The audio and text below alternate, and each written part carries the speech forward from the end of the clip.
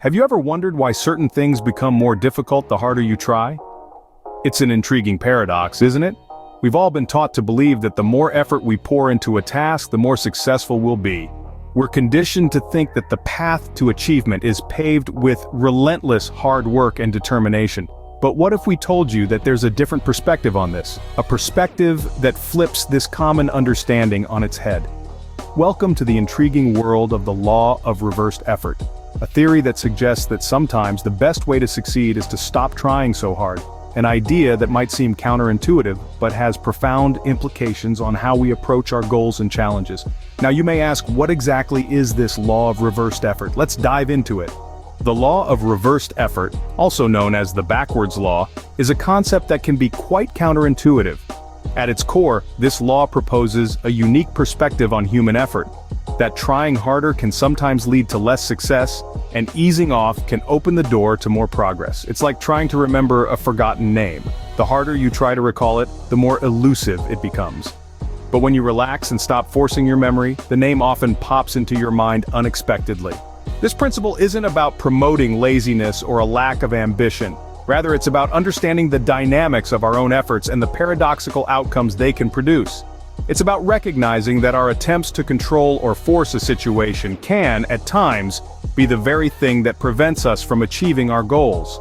The concept of the law of reversed effort finds its roots in the works of Aldous Huxley, a prominent English writer and philosopher. In his book, The Art of Seeing, Huxley explores the idea that our efforts to see better, to force our eyesight to improve, can often lead to strain and worsening vision.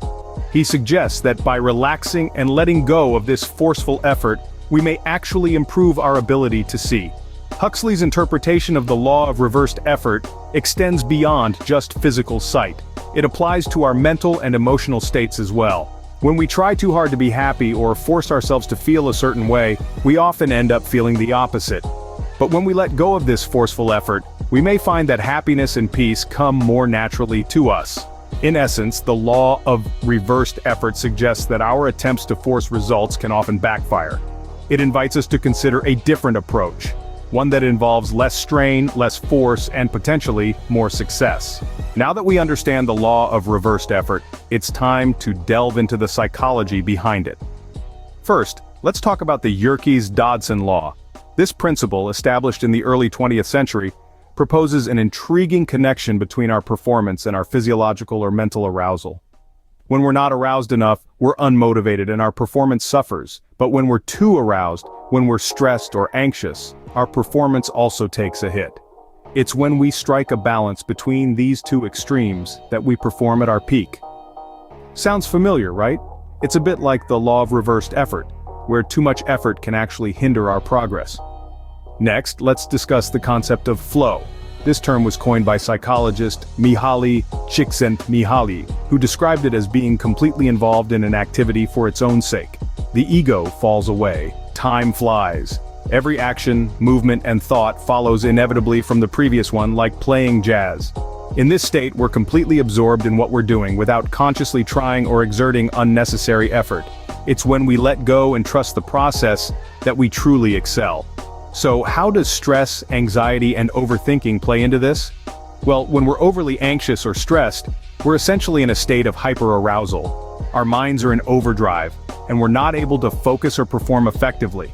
Overthinking can lead to analysis paralysis, where we're so caught up in the details that we can't move forward.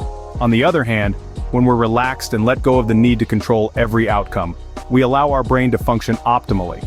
We're able to think more clearly, make better decisions, and perform tasks more effectively. This doesn't mean that we should always be in a state of complete relaxation. Some stress can be beneficial and can push us to perform better, but it's about finding that sweet spot. Enough pressure to motivate us, but not so much that it hampers our performance. So it seems that our brain functions best when it's not under pressure to perform. Understanding this law is one thing, but how can we apply it in our daily lives? Now let's dive into the practical side of the law of reversed effort.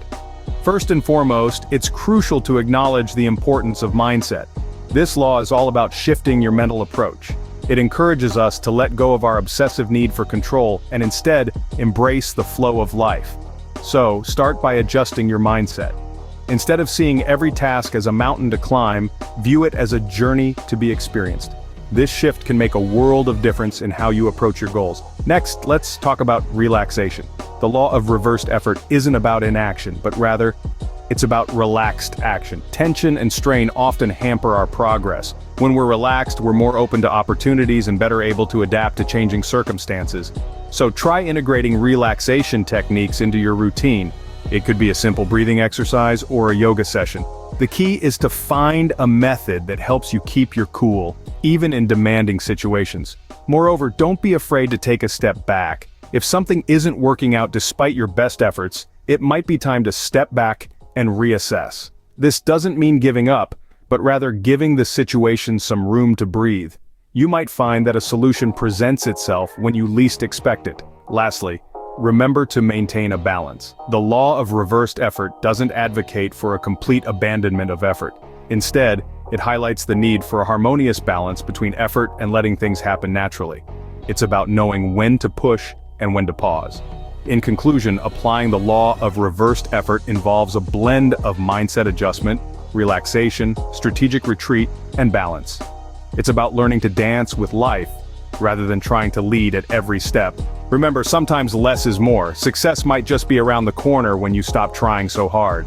So, what have we learned today about the law of reversed effort? Quite a bit, actually. We've discovered the intriguing paradox that this law presents, where our intense efforts can sometimes lead us astray. We've uncovered the mechanisms of the law of reversed effort, showing us that trying too hard can be counterproductive. We've delved into the psychology behind this law, exploring how our minds respond to pressure and how they operate when we let go. We've seen that our minds can actually perform better when we take a step back and stop pushing so hard. We also discussed how to apply this law in our daily lives. It's not about giving up, but about finding a balanced approach. It's about knowing when to push and when to let go, when to strive and when to surrender. So the next time you find yourself struggling, remember to take a step back and let the law of reversed effort do its magic.